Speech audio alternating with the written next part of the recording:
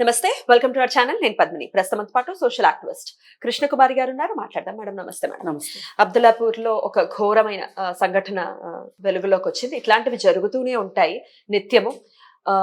ప్రాణం పోవటం చాలా సింపుల్ ఏమో అని అనిపిస్తుంది. కొంతమంది స్త్రీలు అనుభవిస్తున్నటువంటి నరక యాతన అదే అనుమానం పెనుభూతంగా మారి నిత్యం నరకం చూపించేటటువంటి మగవాళ్ళు ఎంతో మంది ఉన్నారు. ప్రాణం పోతే బెటర్ ఏమో అని అనిపించేటటువంటి పరిస్థితులు అనుభవిస్తున్న వారు ఎంతో మంది ఉన్నారు. అయితే పుష్ప అనే అమ్మాయిని చంపేయటం జరిగింది. ఈ అనుమానం రీత్యానే తన భర్త.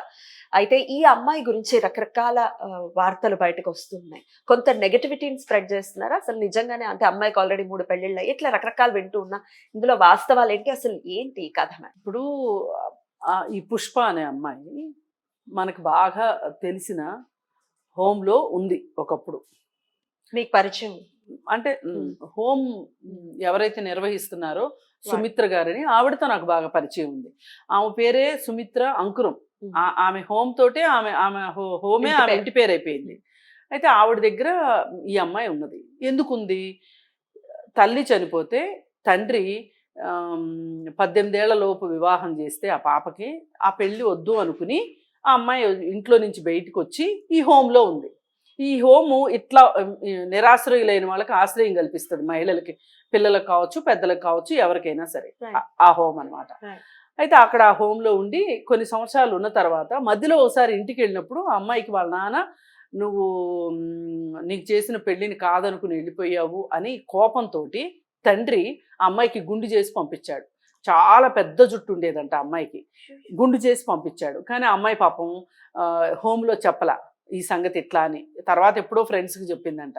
ఆ తర్వాత కొన్నాళ్ళకి వాళ్ళ నాన్నకి ఒంట్లో బాగాలేదు, వాళ్ళ నాన్న చూసుకోవడానికి మనిషి కావాలి అని చెప్పి ఈ అమ్మాయి ఇంటికి వెళ్ళింది. వెళ్ళిన తర్వాత ఇక ఎప్పుడన్నా హలో హలో అంటే కానీ నిత్యం సంబంధాలు తెగిపోయినాయి హోమ్ తోటి. అయితే ఆ తర్వాత అమ్మాయి ఇంకో పెళ్లి చేసుకుంది. ఆ పెళ్లి ఇప్పుడు ఎవరైతే చంపేశారో అతన్ని చేసుకుంది. అతనికి అప్పటికే 2 పెళ్లిళ్ళు అయినాయి. ఈ అమ్మాయి 3వ భార్య. మరి వాళ్ళు చనిపోయారో ఉన్నారో కూడా మనకు తెలియదు. ఇది ప్రేమ వివాహం మేడం? ఇది ప్రేమ వివాహం. వీళ్ళిద్దరికి ఇద్దరు పిల్లలు పుట్టారు. ఇతను ఆటో నడుపుతాడు. ఆ అమ్మాయి రకరకాల పనులు చేసుకుంటూ బ్యూటీషియన్గా కూడా చేస్తూ కుటుంబానికి ఆర్థికంగా సహకారం అందిస్తూ ఉంది. ఏది ఏమైనప్పటికీ చాలామంది కుటుంబాల్లో కలతలు వచ్చినట్టుగా వాళ్ళ ఇంట్లో కూడా ఆర్థిక ఇబ్బందుల వల్ల కావచ్చు, లేకపోతే ఈ నేను మగాడిని నేనేం చేసినా కరెక్టే అనే ధోరణి వల్ల కావచ్చు, ఏది ఏమైనా ఆ ఇంట్లో నిత్యం గొడవలు. అయితే ఈ గొడవల సందర్భంలో చాలాసార్లు నేను పిల్లల్ని హాస్టల్లో పెట్టేస్తాను అని చెప్పి ఆ తల్లి ఎవరైతే సుమిత్ర గారు ఉన్నారో ఆవిడకి మెసేజ్లు చేసింది. పాత మెసేజ్లు ఇవి. ఈ రోజు క్రియేట్ చేసినవి కూడా కదా. ఆ మెసేజ్లన్నీ నా దగ్గర ఉన్నాయి. అతను పంపించారు నేను అడిగితే. చూడొచ్చు, నేను ప్లే చేస్తాను. అయితే నాకు చాలా కష్టంగా ఉంది, ఇంట్లో ఉండడం నరకంలాగా ఉంది, నేను పిల్లల్ని హాస్టల్లో పెడతాను అంటే సరే పెడదు కానీ అని చెప్పి ఎప్పటికప్పుడు ఈమె మాట్లాడడము. మళ్ళీ ఆఖరి నిమిషంలో అమ్మాయి నా వల్ల కాదు, పిల్లల్ని వదిలిపెట్టి ఉండలేకపోతున్నాను అనే ఉద్దేశంతో ఆ అమ్మాయి మళ్ళీ హాస్టల్లో చేర్చకపోవటం, ఇదంతా ఎప్పటికప్పుడు రెగ్యులర్గా జరుగుతుంది.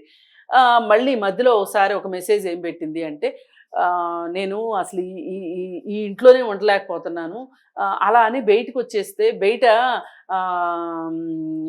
ఎంతమంది అమ్మాయి అంటే కాచు కూర్చునే వాళ్ళు ఉంటారు, ఆ మృగాల నుంచి తప్పుకోవడానికి కోసమైనా సరే రక్షించుకోవడానికని ఇల్లు అనే దాంట్లో ఉండాల్సి వస్తుంది. అంటే ఇప్పుడు ఇదంతా ఎట్లా ఉంటుందంటే నిజంగానే స్వాతంత్రం వచ్చినట్టుగా మనం అనుకోవచ్చా మేడం? రాలేదమ్మా, స్వాతంత్రం ఎక్కడొచ్చింది? స్వాతంత్రం ఇప్పటికీ అట్లాంటి పరిస్థితుల్లో అంటే ఇప్పుడు ఆ అమ్మాయి ఇప్పుడు ఇళ్లల్లో కలతలు గొడవలు ఇవి లేని ఇళ్ళు ఉన్నాయని ప్రతి ఇంట్లోనే ఉంటాయి. కాకపోతే ఒకసారి కాకపోతే ఒకసారి అయినా సరే చీకటి వెలుగుల్లాగా మనకి ఒకసారి కాకపోతే ఒకసారి అయినా ఈ ఇల్లు నాకు ఒక రక్షణ ఇస్తుంది, ఒక సంరక్షణ ఇస్తుంది, భరోసా ఇవ్వని పరిస్థితిలోకి వెళ్ళిపోయిన తర్వాత అసలు ఆ ఇల్లే ఎందుకు అనిపిస్తుంది? అసలు ఇల్లు కాన్సెప్ట్ అంటేనే కోపం వచ్చేలాగా తయారైపోయింది. మనము ఏం చెప్తామండి ప్రపంచానికి? భారతదేశ వివాహ వ్యవస్థను చూసి ప్రపంచం అంతా కళ్ళు ఆర్పకుండా చూస్తుంది, నోరు తెరుచుకుని చూస్తుంది అని అనుకుంటాం. అది ఇక్కడ అక్కడున్న ఆడవారి సహనం మాత్రమే, ఆ ఆడవాళ్ళు ఓర్చుకోవడం వల్ల Exactly. వారి సహనం వల్ల మాత్రమే ఇది సాధ్యపడుతుంది. ఈ కుటుంబాలు ఇలా ఉంటున్నాయి. Yeah. లేదు అనుకుంటే ఇన్ని కుటుంబాలు ఇన్ని కష్టాలు పడుకుంటూ ఉండవు. అయితే సరే, ఏది ఏమైనప్పటికీ ఆ అమ్మాయికి కష్టాలు ఉన్నాయి. ఈ తగాదాల్లో ఆ అమ్మాయి కోపము, ఆ అమ్మాయి తప్పొప్పులు కూడా ఉండుండొచ్చు. ఏదేమైనా మనం వన్ సైడెడ్ గా ఒకరిదే తప్పు అనాలని కూడా మనం ఇక్కడ కూర్చోలే. ఒక్కటే ఏంటి అంటే, ఆ అమ్మాయి అతని మీద కేసు పెట్టింది పోలీస్ స్టేషన్కి వెళ్ళి, ఈ తట్టుకోలేక. అప్పటి నుంచి ఇంకొంచెం ఎక్కువ వేధింపులు ఎక్కువ చేశాడు. అంటే ఇప్పుడు నీకు నేను బాధపడుతున్నానని నీకు చెప్పారు, నువ్వు వెళ్ళలేదు, నీ తాలూకు మనుషులకు చెప్పారు, అయినా పరిష్కారం కాలేదు. మరి ఇంకేం మిగిలింది అమ్మాయికి? పోనీ అమ్మాయికి కుటుంబం లేదు చెప్పుకుని వాళ్ళందరినీ తీసుకొచ్చి నిన్ను 4 తన్నిద్దాము అంటే. మరి అందుకని అమ్మాయి పోలీస్ స్టేషన్కి వెళ్ళింది, కేసు పెట్టింది. ఆ కేసు పెట్టిన దానికి నీకు కోపం వచ్చింది. సరే, కోపం వచ్చి నువ్వు ఈ అమ్మాయిని ఏమైనా సరే అడ్డు తొలగించుకోవాలి. ఈ మధ్యలో ట్విస్ట్లు ఏంటి అంటే, ఇప్పుడు ఒక పాప ఉంది, పాప బాబు ఇద్దరు. ఆ పాపను కూడా వేధిస్తున్నాడు ఇతను. ఏమని అంటే ఇప్పుడు చాలా మంది నమ్మరు, కానీ మనలో అలా చేస్తారా అని చెప్పి నమ్మనట్లుగా యాక్షన్ చేస్తారు. కానీ ఆడపిల్లల్ని వేధించే తండ్రులు ఉన్నారు, లైంగికంగా గర్భవతుల్నే చేస్తున్నారు ఏకంగా కొంతమంది. అయితే ఇలానే ఆ అబ్బాయి కూడా ఏదో ఆ పాప దగ్గర మిస్బిహేవ్ చేస్తున్నాడని ఆ తల్లి కనిపెట్టింది. తండ్రి పిల్లల్నే కంటున్నారమ్మా అసలు. సరే, ఇప్పుడు సరిగా చూసుకోవట్లేదు, బాధ్యతగా ఉండట్లేదు అనేది ఒక విధం. అరే, వీడు బాధ్యతగా లేడు, కన్నాడు కదా, కన్నప్పుడు బాధ్యతలు ఉంటాయి కదా, లేడు అన్నది ఒక విషయం. రెండో వైపుకి పూర్తిగా అసలు ఈ వేధింపులకు గురి చేసే హక్కు నీకెవరిచ్చారు అంటే, ఇవన్నీ ఎందుకు చేస్తారంటే వాళ్ళు ఈ భార్య మీద కక్ష తీర్చుకుంటాం కోసం పిల్లల్ని వేధిస్తారు. సరే, ఇది చేస్తా ఉన్నాడు. మళ్ళీ ఈ అమ్మాయిని సెక్స్ వర్క్ చేయమని బలవంతం పెడుతున్నాడు. దీని దగ్గర ఎక్కువ తగాదాలు వచ్చినాయి. ఇంకా నువ్వు ఎక్కడ భర్తవి చెప్పు, నువ్వే రకంగా భర్తవి అనిపించుకుంటావు?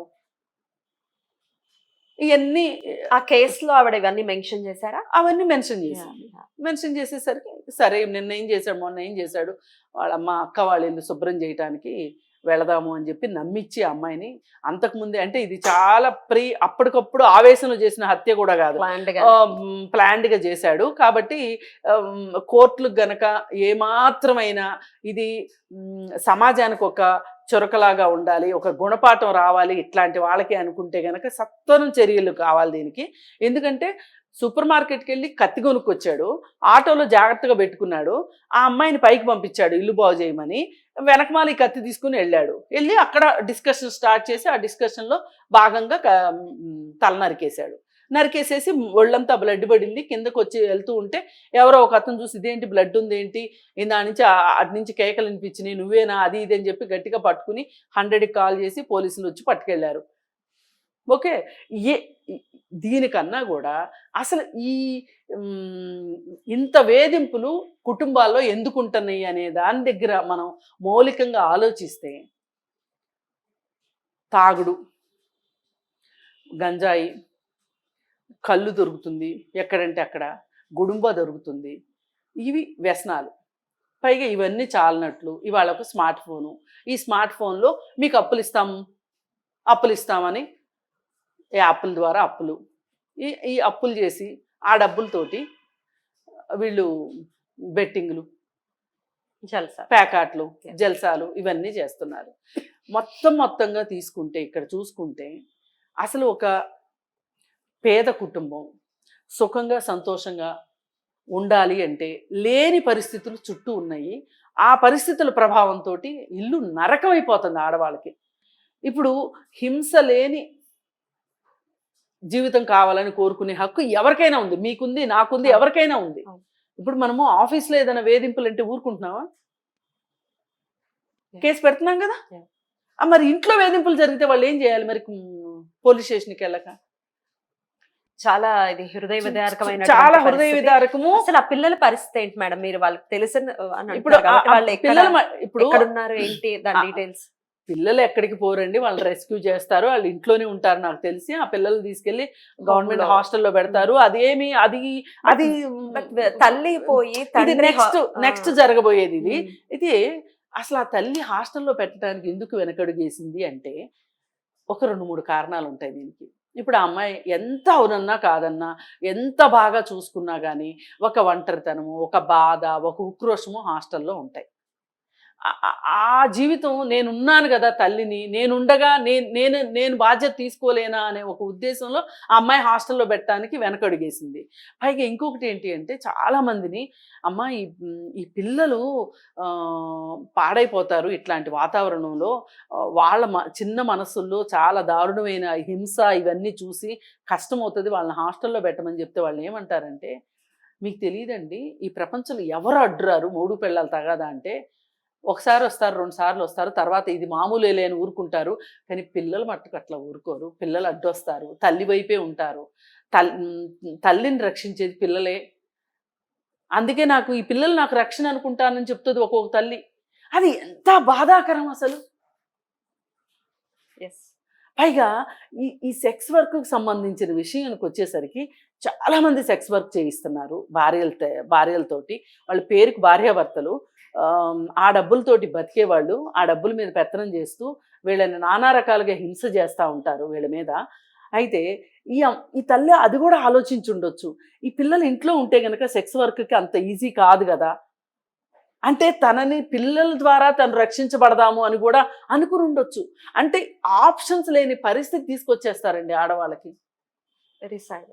Very sad, very sad. React అవ్వాలో కూడా తెలియనట్టు. అవ్వట్లేదు. కాకపోతే ఇక్కడ ఆ అమ్మాయి జీవితంలో దురదృష్టం ఎంత వెంటాడుతుంది అంటే, చిన్నప్పుడు బాల్య వివాహం పేరుతోటి, తర్వాత ఫస్ట్ తల్లి చనిపోవటం, తర్వాత బాల్య వివాహం, తర్వాత తను బయటికి వచ్చిన తర్వాత ఈ హోమ్లో చక్కగా చదివిస్తారు. చదువుకుని ఏదో ఆ హోమ్లో పెళ్ళిళ్ళైన వాళ్ళు కూడా ఉన్నారు.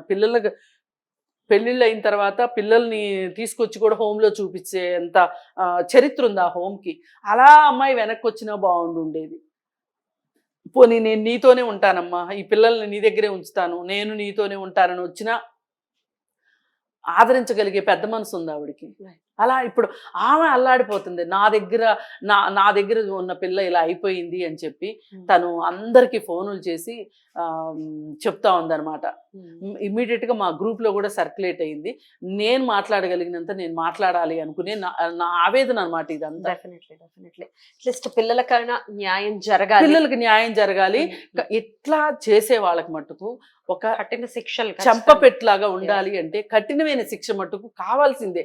అంటే ఇది మళ్ళీ ఈ కేసును మర్చిపోయేలాగా కాదు, ఎంత త్వరగా ఫాస్ట్ ట్రాక్ కోర్టులో పెట్టి అతను నచ్చకపోతే పక్కకి వెళ్ళిపోవాలి అంతే. అంతేగాని చంపే హక్కు ఎవరిచ్చారు? అంత పాశవికంగా చంపే హక్కు. I understand the pain. అంటే తెలిసిన వాళ్ళు, మరి అసలు జనరల్ గా ఇట్లాంటివి జరిగితేనే రియాక్ట్ అయ్యేటటువంటి పరిస్థితి ఉంటుంది. అందులో ఇంత తెలిసిన వాళ్ళు. బట్ పిల్లలకి మనం ఇందాక అనుకున్నట్టుగా పిల్లలకి న్యాయం జరగాలి, తనకి కఠినమైన శిక్ష ఖచ్చితంగా. అలాగే ఇలాంటి తల్లులు ఎవరైనా కష్టపడుతుంటే వాళ్ళకి మనం ఒక ఓదార్పుగా ఉండాలి, వాళ్ళ బాధను పంచుకునేలాగా ఉండాలి తప్పితే వాళ్ళ మీదే రాళ్ళు వేసేలాగా కాకుండా మీడియా కావచ్చు, మామూలు సమాజం కూడా ఇలాంటి వాళ్ళ వైపు ఉండాలని నేను కోరుకుంటున్నాను.